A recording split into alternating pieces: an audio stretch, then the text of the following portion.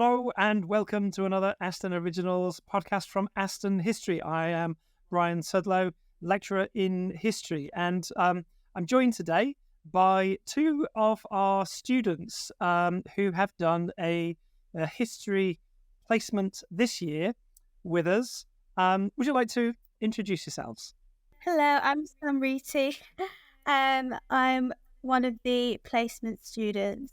I study history and politics, and I'm from Dudley. And it was been really interesting to work on this placement to research Birmingham's Industrial Heritage and to also work on the Aston Archives. Hi, my name's Safiah, and I study history and international relations at Aston. I'm from Birmingham.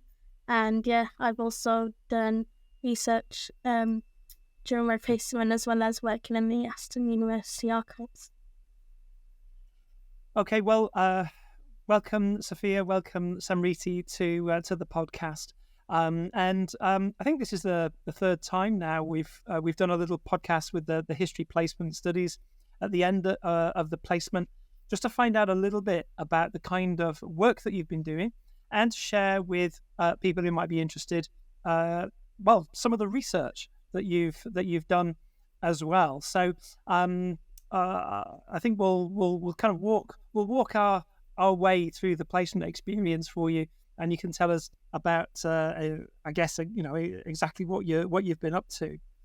Safiah, why don't we start with you first of all? You, in the first part of your project, first part of the placement rather, you were looking specifically at the Birmingham Industrial Heritage question. Tell us a little bit about that research that you did. So for the first part of my placement, I researched the Birmingham sugar boycott that was organised by the female anti-slavery group, the Female Society for Birmingham, in 1828. And what the society did was encourage people to not buy slave-produced sugar. So for my research, I looked into what it was, whether it was successful, who was involved in it, how they were able to encourage people to join the boycott because they wanted to bring an immediate end to slavery. Okay, and I suppose it's probably worthwhile thinking about this at the time. I guess sugar is more of a luxury good for people. Yes, yeah. At the time, it wasn't as widely used as we use it today. Obviously, during then it was used for stuff like obviously tea and coffee, but as well, it was also used to preserve fruits, which was also a luxury because a lot of fruits from all over parts of the world were very hard to get, and by the time they did arrive, they were fat to go off, so they would use sugar for that. They would also use sugar for medicine and ways to, use natural remedies. And as well, they would use sugar for cooking and stuff. So even though it wasn't widely used, it was used quite a bit. And yeah, it was a bit of a luxury. So having sugar in your cupboard is probably a side of your status as well, and the ability to put sugar on the table maybe when visitors came round. So in 1828, you said there was a sugar boycott. Who was behind that, and what did they actually do to put it in place? So it was created by the Female Society for Birmingham. The society was created on the 8th of April, 1825, in the home of Lucy Townsend, who's one of the founding members in West Bromwich. And it was created for women to come together and discuss their roles in the anti-slavery movement and what they can do to bring an immediate end to slavery. The society pushed for an immediate end abolition to slavery, because at that time many abolitionists pushed for gradual abolition, which all slaves still work under their owners because it meant that slavery would be abolished over time.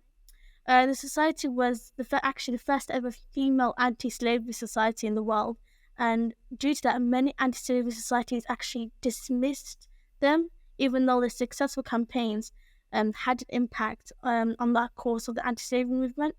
Again, the society also inspired other female anti-slavery societies to be created, but the founding members of the society included Lucy Townsend, as I mentioned before, Mary Lloyd, Elizabeth Hayrick, who is a prominent figure in the anti-slavery movement, Safiah Sturge, who is actually sister of an abolitionist called Joseph Sturge, and Sarah Wedgwood. The society promoted abolition through fundraising and education and direct action, and they raised money for anti-slavery organisations all over Britain and boycotting goods that were produced by slave labour because they, like I said, they want to bring an immediate end to slavery and the slave trade.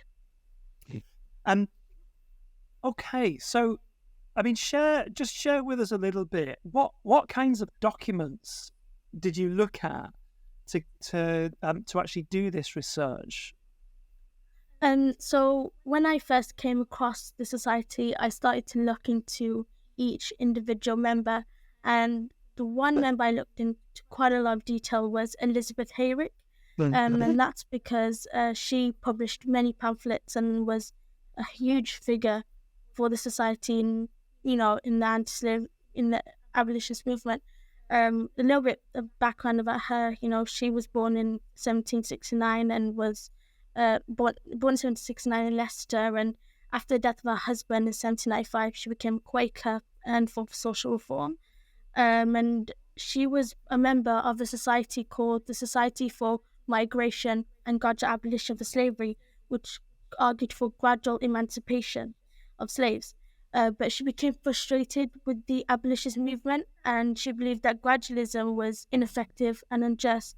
So this pushed her to publish a pamphlet called Immediate and Gradual Abolition in 1824, in which she said we need an immediate end to slavery. So that was a document that I read and looked into in quite a lot of detail.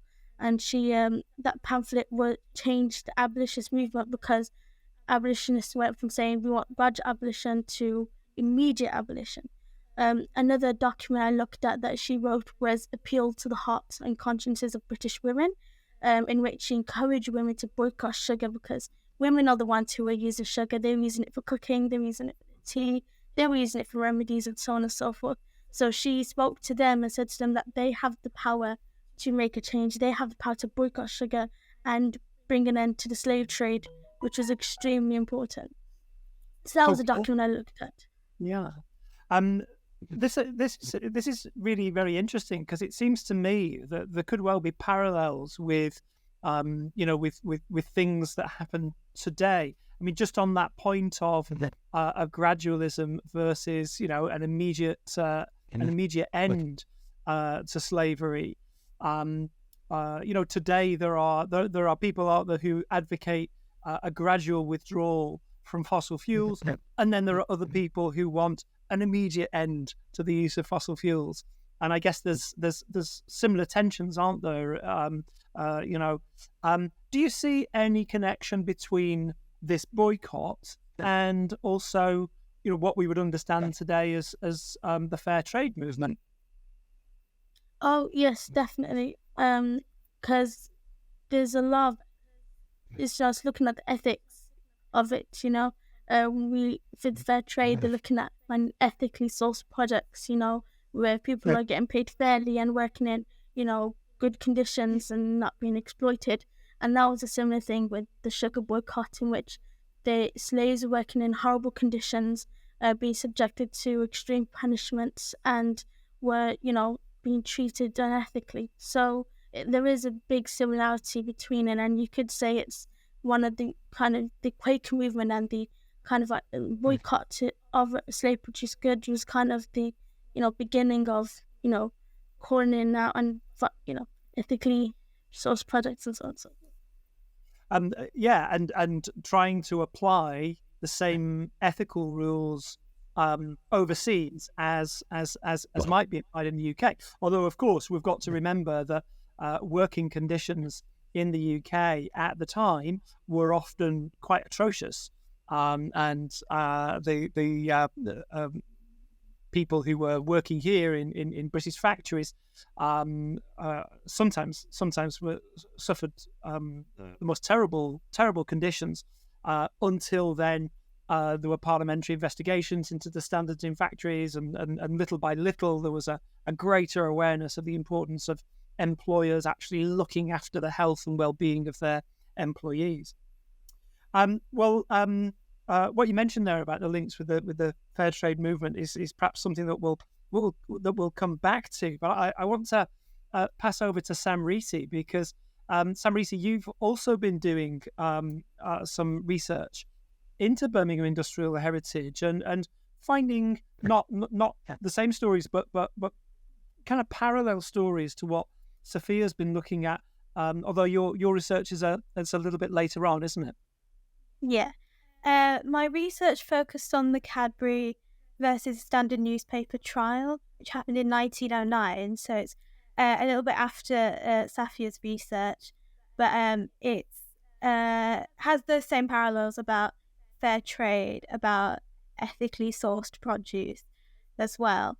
The trial was about how the Standard had called the Cadburys out for hypocrisy in one of their articles, and the Cadburys didn't like that, so they sued them for libel. And the trial was held at the Victoria Law Courts, actually next to Aston University, and it's quite scandalous. And I think that's why I was quite drawn to the story and to the research, because the Cadburys were known for being these philanthropists and for having good working conditions for their workers, as they had their model village Bourneville. And so for their words to mean one thing, but then for their actions to do another is quite interesting. And so the trial was quite monumental it was quite monumental for their business practices and for wider political society at the time. Okay, and so the Standard, which presumably was a Birmingham newspaper, was it, or was it a national newspaper? It was a national newspaper, I think mainly based in London, but then the trial was held in Birmingham. Birmingham itself. To accommodate George Cadbury, who was getting quite old. Okay. So I wanted it to be. So no favouritism there then. So exactly. Exactly what did they accuse the Cadburys of doing then? They accused them of hypocrisy because they were buying Cadbury and lots of other chocolate companies at the time, but mainly Cadbury, were buying their cocoa from Sao Tome and Principe, which is just off the coast of West Africa. And at the time, it was ruled by Portugal. And in 1864, slavery was actually abolished on the islands by the Portuguese, but what continued was a form of indentured labour, which had conditions akin to slavery. So the cocoa that was being grown was being bought by Cadbury, but then this presents a contradiction in what they were saying and then what they were doing. And the Standard called them out for that. But then they also mentioned the work of William Cadbury, who was the main person at the forefront of the business for his inaction towards what was going in Sao Tome, because there was another reporter called Henry Nevinson who spoke a lot about the conditions in Sao Tome and Principe, who had done similar work to William Cadbury, but he was more active in what he was doing. And so they felt that the Cadbury Company were very slow, that they weren't being true to their word, and that something needed to be done quicker. And the Cadburys felt that this was libelous. They thought it was a right for them to be saying that, and they thought that it would be bad for business. But then that in the end, Cadbury did win, but only on 1 farthing, which is the lowest amount he could have got at the time. Okay, so they were awarded damages, but to the tune of 1 farthing, which I don't know, might have bought them a bar of chocolate at the time. I don't know. Okay, so I mean, this is a story. Well, this is sort of several stories rolled into one, isn't it? On the one hand, and I think it's worthwhile pointing this out. This is a story about what happened in certain places when slavery ended. That is to say, we assume that the abolition of slavery will then be followed by good conditions or happy. It's a sort of happy day when the slavery ends. But in point of fact, in this case, that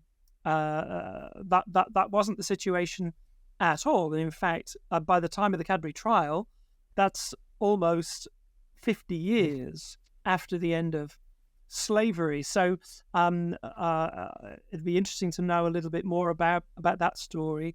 This is also clearly a story about influential British industrialists and how they might mobilize the legal system in order to try to defend their reputation. It's interesting. There's been a story in the news today about Nigel Farage and Coutts, the bank, which kicked Farage off their list of customers. They said at first it was because of for financial reasons, but now internal documents seem to suggest that it was actually for political reasons. And reputational risk specialists have been saying this morning how badly Coutts have handled this, and I mean this is an ongoing problem for businesses and institutions. Exactly how they handle public stories in the in the news, and what they do or what they should do in order to ensure that they don't harm their own reputation. I wonder whether there's any reflection at Cadbury's about whether this was what we call a Pyrrhic victory, a victory, but actually one that costs you more than your enemy in a way. And then I think perhaps the other story here is also about the story of investigative journalism and the power that investigative journalism is beginning to acquire, and also the power that journalists have, particularly when they're looking into social questions. I mean, I think within the following decades, certainly within the 20s, so just 10 years or so after this, you begin to get a generation of investigative journalists looking especially at the conditions of working classes in this country. George Orwell, obviously, amongst them, and exposing the terrible conditions in which people have to live. You mentioned the link with the fair trade movement as well. Do you want to develop that a little bit? It's interesting actually, because now Cadbury are no longer a part of the fair trade organisation. They have their own organisation called Cocoa Life, which does the same thing as fair trade. But I think it's an interesting point from a business angle, because Cadbury were bought by an American company, I think Kraft, and so that changed. And I think it's I think it draws an interesting parallel, because it's more about business rather than the good ethical practices, because I think fair trade are this worldwide organisation which does a lot to help workers and labourers in the global south in regards to their plantations and how they grow their produce. But then for Cadbury to go and do this, I think it's interesting that happened. I think it's the same parallel about having to, I think you have to sort of be more have a good reputation. You need to always do the right thing, otherwise it's very easy for other people to point the finger and say that this is wrong. And I think Cadbury have learnt that lesson now, but I think now in regards to Cocoa Life, it's really interesting how they conduct their business. I guess things are more fragile as well in an age of social media. Stories spread more quickly, and whether they're true, whether they're false, they just spread more quickly. There's interesting dynamics around that. Safiah, can I just come back to you for a second on this issue of the business side of things? With the sugar boycott, were there any producers who were particularly hit by the sugar boycott? And also, did the movement feel that their boycott had a good effect? Well, when I looked into whether the boycott was a success or not, one thing I found was that by the end of the boycott, 25% of Birmingham were no longer buying safe-produced sugar.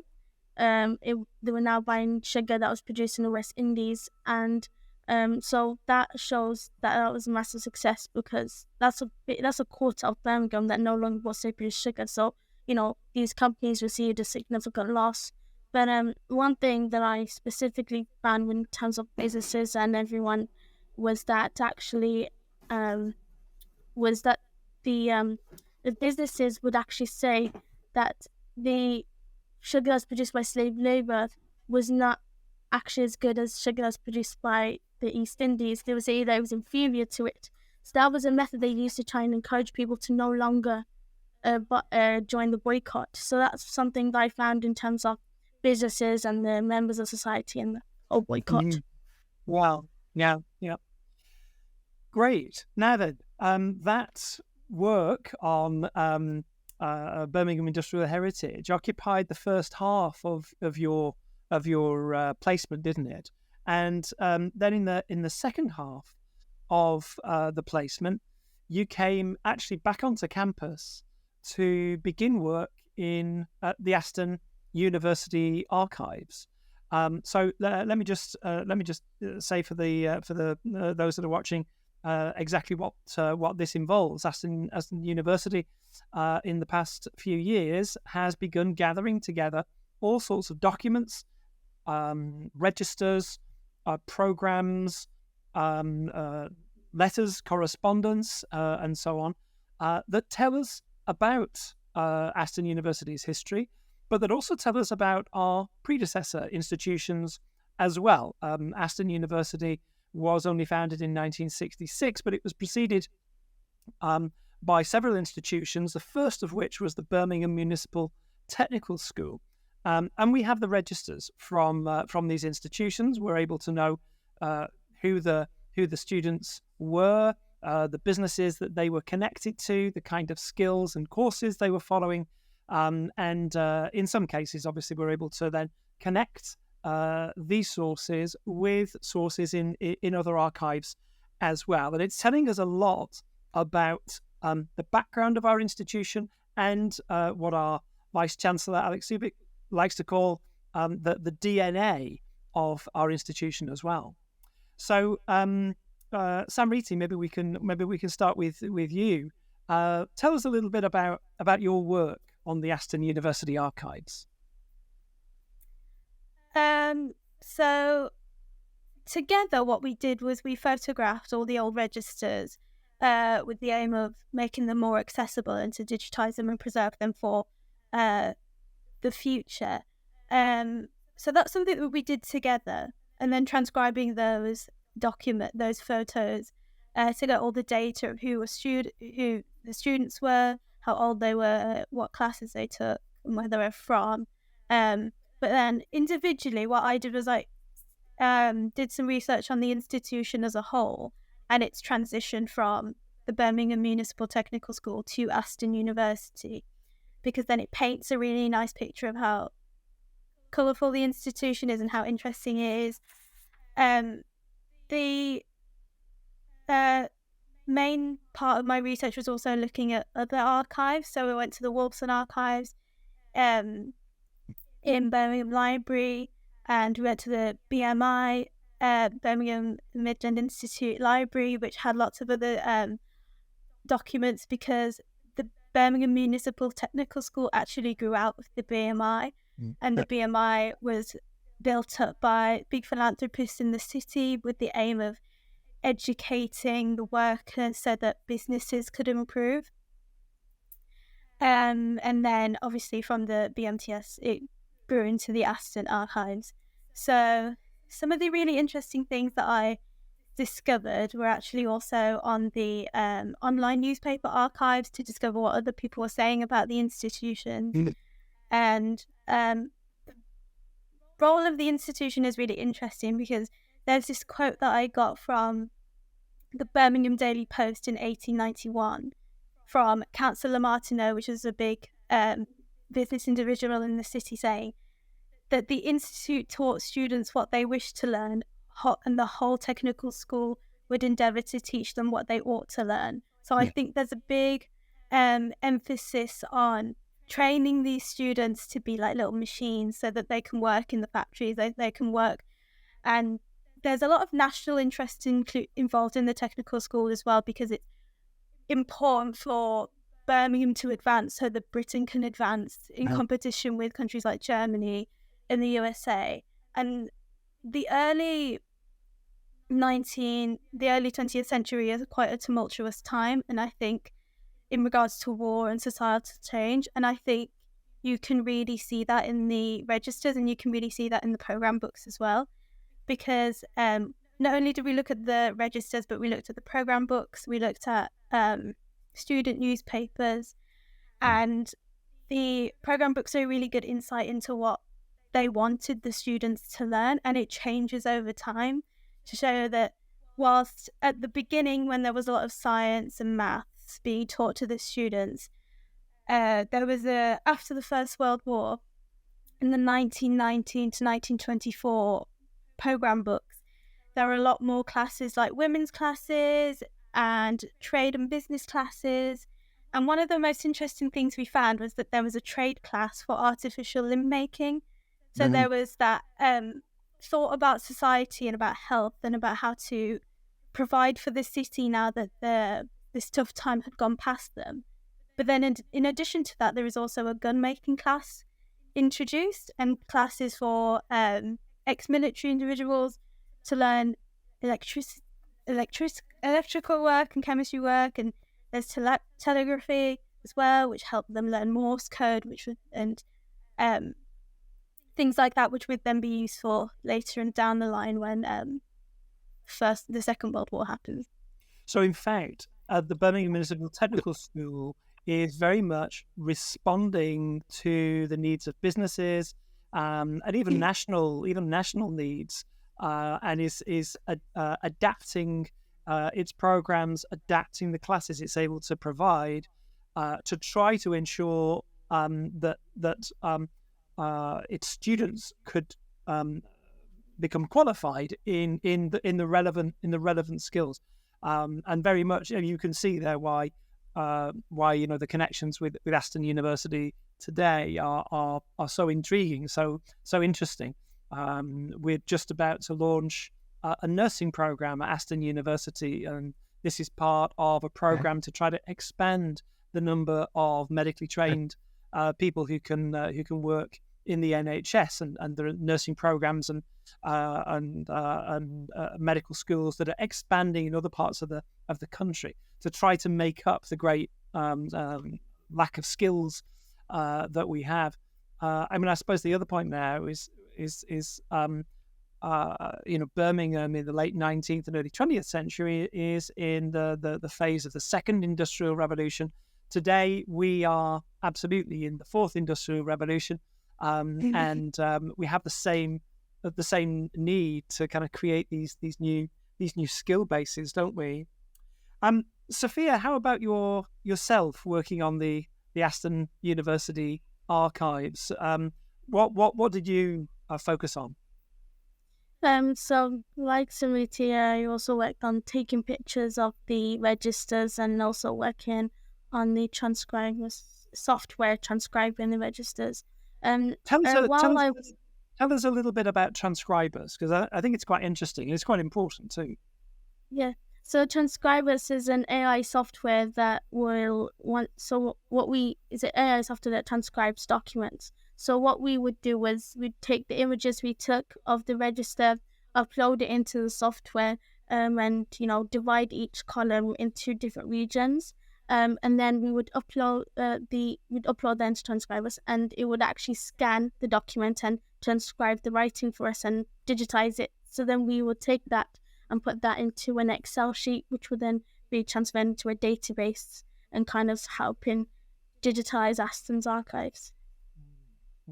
Okay, so and this is optical character recognition software. It's taking handwriting that sometimes is quite difficult to decipher, and then it's trying to interpret that writing, isn't it? What about the research that you conducted in the archives as well? Yeah, well, while transcribing, I would come across a subject, would study, And obviously I saw that, they had subjects such as dressmaking and cookery and millinery for women, that they were catered for women, and they were subjects catered for women. And I did occasionally find women studying subjects that were catered for men. So I knew that I wanted to do some research alongside that, but I was kind of struggling to find something. So what I did was actually go into the Aston archive and just look around and see if I could find anything of interest. And that's when I came across a copy of the Birmingham Municipal Technical School student magazine, and I decided to read it. And I came across a suggestion section of the magazine which asks the school committee to allow male students to study cookery, which is a subject that was only created for female students. And in the article, they argued that it was a duty of every self-respecting man to make himself efficient. And to be efficient, they must be able to cook a decent meal for themselves.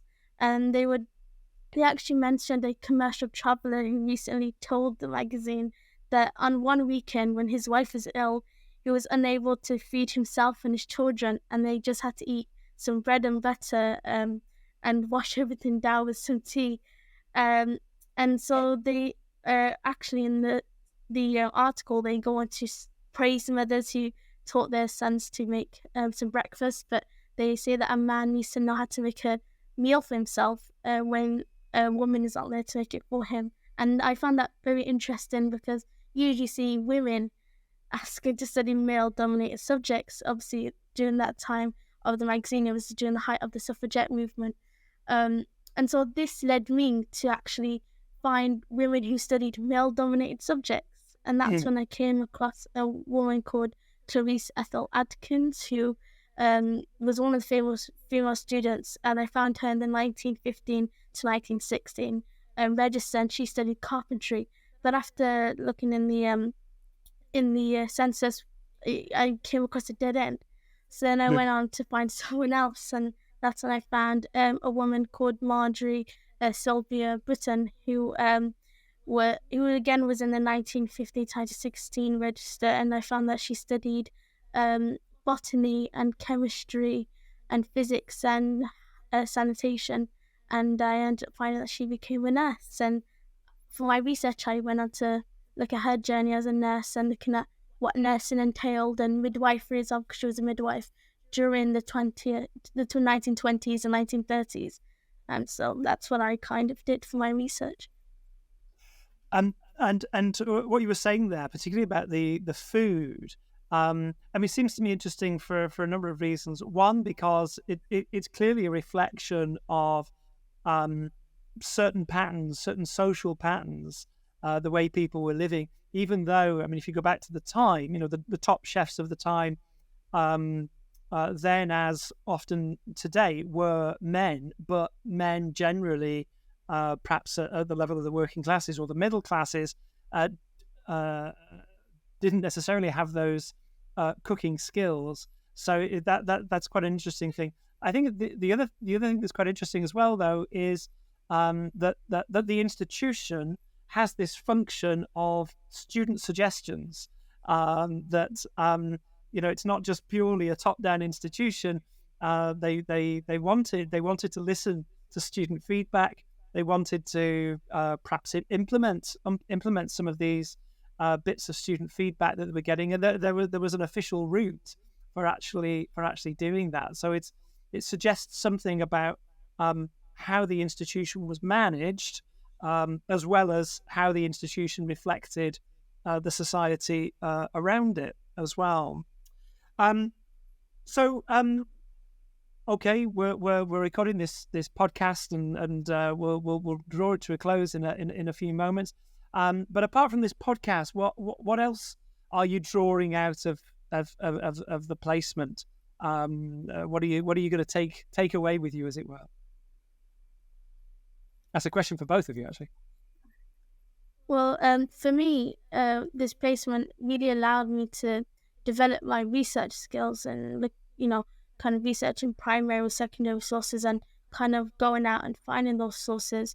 And I think for this whole placement really gave me the tools that I needed for my final year to kind of that I need for my research dissertation. I think that if it was not for this placement, I think that the knowledge that I have now would not be around, and it gave me an idea of what it is to be an historian and what it entails, and what you have to do to kind of research and everything. I really did enjoy it, and what I learned from it is extremely invaluable.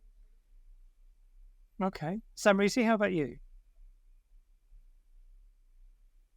Oh, you're on mute.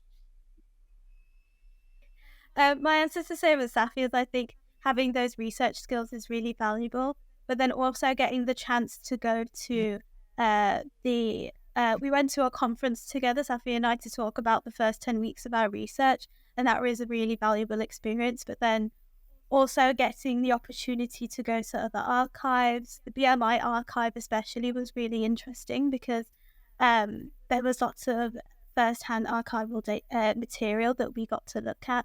And also here at the Aston Archives, you mentioned that Safiah and I are one of the first groups of people to really look at it hands-on. And I think those skills in handling that archival material is really useful, and that will help us in our dissertations next year. Okay, well, that's for sure.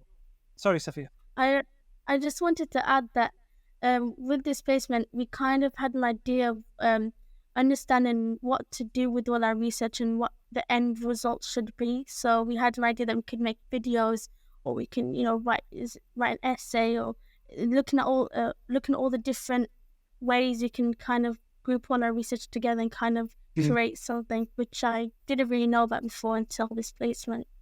Yeah, and actually, so because you did some training, didn't you, in video production software, and hopefully we can await your videos about your research at some point, or about other things that you want to work on.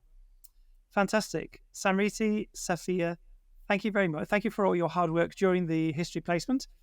Thank you also for joining me on this podcast. Thank you to those who are listening, and goodbye.